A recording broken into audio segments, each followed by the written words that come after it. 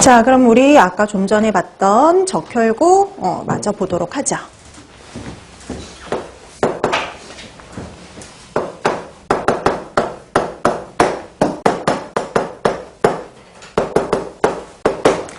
자, 적혈구와 관련해서 우리 아까 적혈구의 일상을 되게 간단히 살펴봤어요. 그래서 적색골수에서 만들어져서 120일 살다가 비장에서 파괴된다 그랬죠. 그럼 우리가 이제 좀 더 구체적으로 조혈에 대해서, 조혈 과정에 대해서 살펴볼 거예요.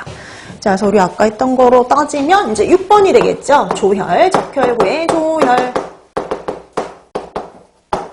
자, 혈액이 만들어지는 걸 말하는데요. 여러분, 조혈 장소부터 한번 따져볼게요. 장소. 장소는 생성되는 장소는 당연히 적색 골수죠. 그래서 여러분 책에 잠깐 보시면 여러분들이 태어나기 전에, 그러니까 태아 시절에는요, 간이나 비장이나 적색 골수에서도 만들어졌지만 태어나고 난 다음엔 오로지 적색 골수에서만 생성이 돼요.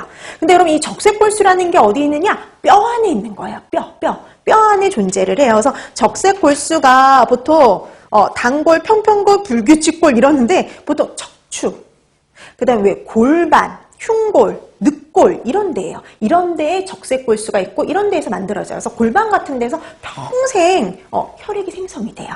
그래서 여러분 이제 나이가 들어서 골반이 다치다 보면은 이 골반에 골절이 오다 보면은 제대로 혈액 생성이 잘 안 될 때가 있어요. 그뿐만 아니라 여러분 왜 뭐 백혈병이나 이런 그 치료를 위해서 골반에서 골수를 뺀다 그러잖아요. 그러니까 골반 쪽에다가 하죠. 골반 쪽이나 척추 쪽이나. 그래서 척추, 골반 이런 데에 적색골수가 들어있고 거기에서 혈액이 생성이 된다. 이렇게 보시면 돼요. 그래서 적색골수는 어디에 있는 거예요? 뼈 안에 있는 거다. 이렇게 생각하시면 돼요. 자, 그 다음에 이제 조혈 과정인데요. 그 과정을 살펴볼 건데, 두 번째 이제 과정. 자, 그 과정이 여러분 책에는 니은 디귿에 연결해서 있는 거예요. 니은 디귿에 연결해서. 자, 니은 디귿에 연결해서 조혈 과정이 나와 있는데, 근데 우리 보면은 그 과정을 좀 살펴보면은 이래요. 이제 여러분들이 특히 이제 동맥 쪽에 산소 분압이 감소했을 때,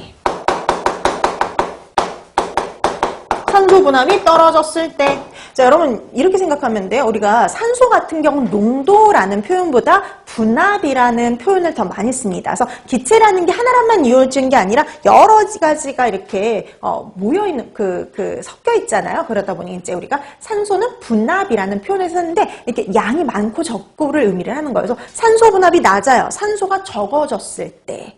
그래서 이렇게 산소 분압이 낮아졌을 때 내지는 저산소증 상태일 때, 그러니까 산소의 양이 적어졌을 때 이렇게 생각하시면 돼요. 산소의 양이 적어지게 되면은요, 어디를 자극하게 되느냐? 신장을 자극해요. 우리 몸속에 있는 혈액은 다 한 번씩 어디를 거치게 돼 있냐면요, 신장을 한 번씩 거쳐요. 신장을 거치면서 걸러주거든요. 그 혈액에 있는 노폐물 같은 것들을 걸러주기 때문에 한 번씩 다 거치는 곳이 바로 신장이에요.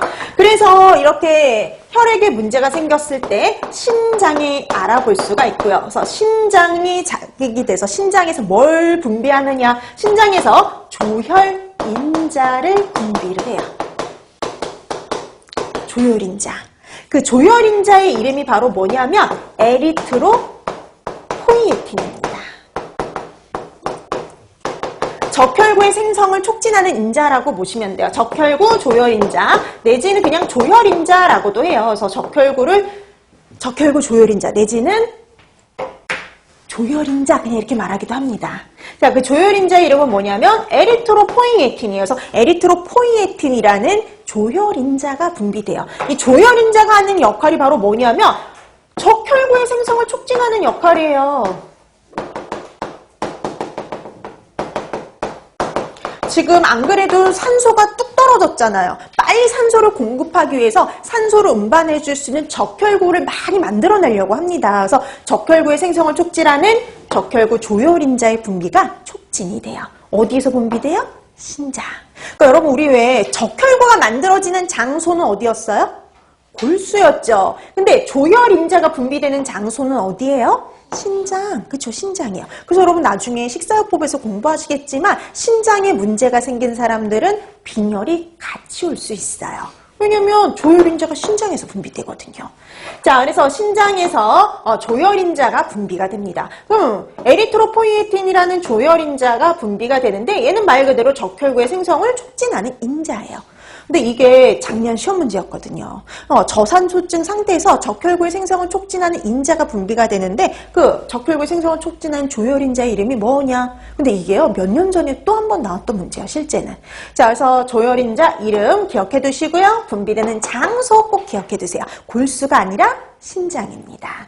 자, 그럼 신장에서 조혈인자가 분비가 되면 이 조혈인자가 어디로 가냐면 적색골수에 가겠죠. 적색골수로 가서 적혈구의 생성을 촉진합니다.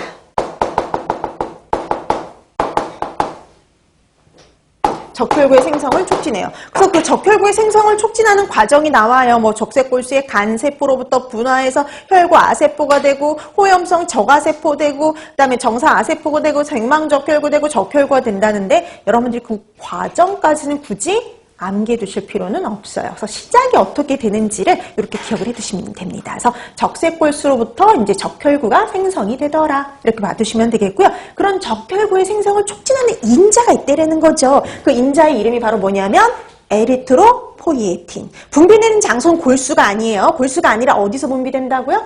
신장에서 분비되더라. 이렇게 기억을 해 두시면 됩니다. 자, 그 다음에 세 번째, 적혈구의 조혈과 관련해서 이제 이렇게 생성이 됐으면 뭐 하는 장소도 있을까요? 파괴되는 장소도 있겠죠. 그래서 우리 아까 적혈구의 적혈구가 파괴되는 장소 아까 나왔었죠. 어디서 파괴된다 그랬어요? 비장에서 적혈구가 파괴가 되죠. 여러분 적혈구의 처리는 뭐의 처리를 의미하는 거냐면 헤모글로빈의 처리를 의미해요. 그래서 적혈구에서 제일 중요한 역할을 담당하는 게 헤모글로빈이고요. 이 헤모글로빈이 가장 덩치가 커요. 그래서 적혈구의 파괴는 헤모글로빈의 처리를 의미해요. 그러면 적혈구에 있는 헤모글로빈이 어떻게 처리되는지 한번 볼까요? 여러분 이 헤모글로빈은 두 개로 구성이 되는데 크게 보면